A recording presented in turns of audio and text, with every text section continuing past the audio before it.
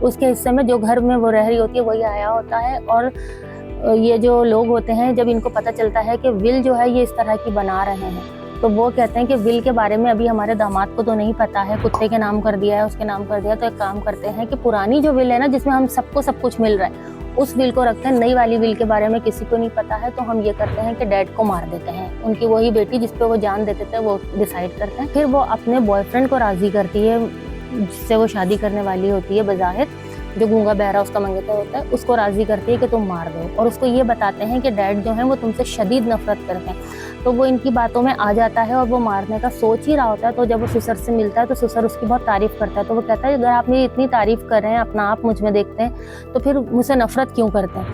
तो वो कहता है मैं तुमसे नफरत नहीं करता, मैं तो तुमसे बहुत मोहब्बत करता हूँ। तो वो ये सुन के रिग्रेट होता है उसको, और वो अपने सुसर को बता देता है कि आपकी बेटी, आपकी पूरी फैमिली आपको मारना चाहती है। ये सुनने के बाद वो गुस्से में जाते हैं अपनी फैमिली के पास और कहते हैं मैंने विल बना दी और ये कर देगा। तो वो बोलते हैं, सबको पता चलता है कि जी 80% उसके नाम हो गया, 10% कुत्ते के नाम हो गया, 10% उनके नाम हो गया, तो सारे तो कंगले रह गए।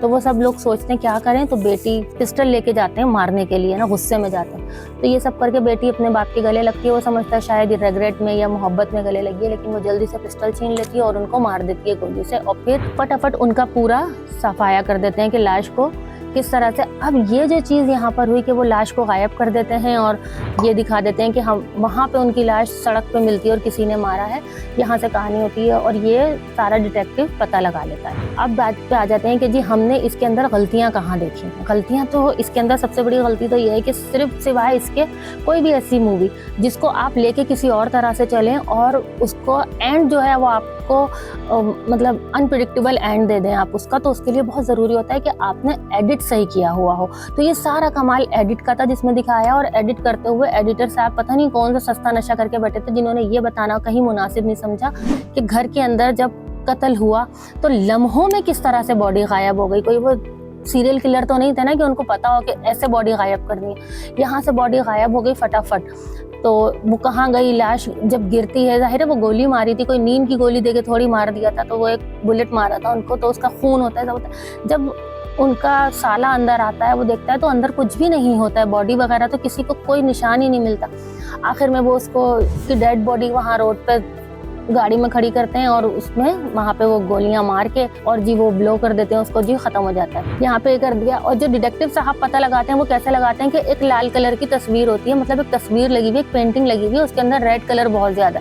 तो वो कहते हैं जी लाल में लाल मिला बहुत मुश्किल से नजर आता है, तो उसके अंदर कहीं कहीं खून के छींटे उनको नजर आते हैं जब गोली पड़ जाती है। तो वो जो एक सीन था ना जिसमें दिखाया उन्होंने कि अब गोली लगी है तो खून के छींटे कैसे गए होंगे, तो वो किसी ने बड़े अच्छे तरीके से शूट किया हुआ है उसको और वो बड़ा अच्छे तरीके से बनाया है। तो और उसमें एडिटर ने भी बड़ा काम किया उसमें।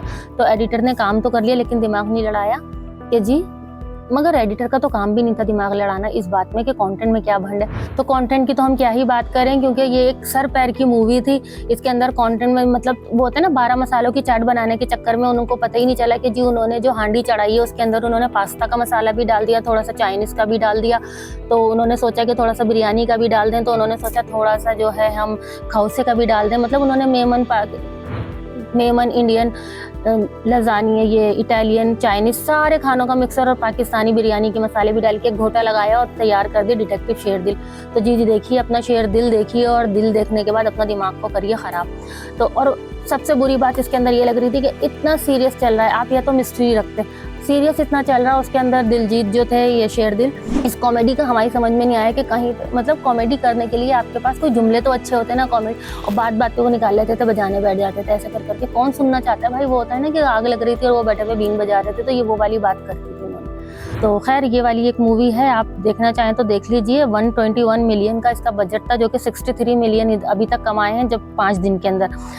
तो ये 20 जून को रिलीज हुई थी, बिल्कुल उसी तरह जिस तरह से रिलीज हुई थी अभी सितारे ज़मीं पे। सितारे ज़मीं ने 5 दिन में 25 करोड़ का बजट ऊपर कमा लिया, मतलब अभी तक अर्न किया है 25 करोड़ ऊपर अपनी लागत से। और इन्होंने तो अभी तक अपनी बजट को भी नहीं छुआ है और बजट से बहुत पीछे हैं ये अभी। तो मुझे नहीं लगता कि दिलजीत का होना सिर्फ कामयाबी की ज़मानत है, दरअसल कंटेंट का होना भी बहुत ज़रूरी है।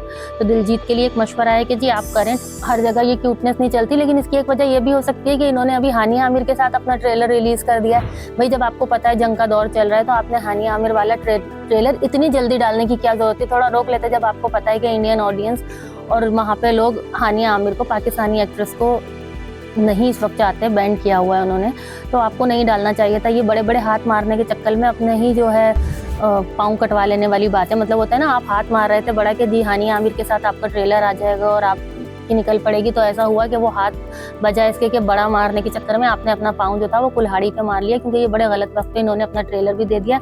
तो सरदार जी का ट्रेलर देख के मुझे लगा कि शेरदिल, ये डिटेक्टिव शेरदिल और उसके बाद ये सरदार जी का ट्रेलर, ये दोनों ही इनके गलत फैसले थे। तो ट्रेलर का मूवी का मुझे अभी नहीं पता कि सरदार जी वाली मूवी कैसी होती है, वो इंशाल्लाह अच्छी होगी। हानिया आमिर ने हमेशा पाकिस्तान में भी कंटेंट अच्छा चूज़ किया है, तो हो सकता है कि वो कंटेंट वाइज एक अच्छी मूवी हो, लेकिन ये वक्त सही नहीं था सरदार जी के लिए कि ये ट्रेलर रिलीज़ करते। मगर चलें जी, उन्होंने दिल बड़ा कर लिया है, वो शेरदिल हो गए, तो बस करें, अल्लाह मालिक है उनका। तो बाकी इसके साथ मुझे दें इजाज़त। आप लोग मुझे कमेंट करके बताइएगा कि आपको ये जो तज्ज़िया था ये कैसा लगा। मूवी तो बिल्कुल अच्छी नहीं लगी मुझे, लेकिन अगर आपको तज्ज़िया अच्छा या बुरा जो भी लगा आप मुझे ज़रूर बताइएगा। किसी का दिल दुखा हो तो उसके लिए माजरत, लेकिन अपना ख्याल रखिएगा। चलें, अल्लाह हाफ़िज़।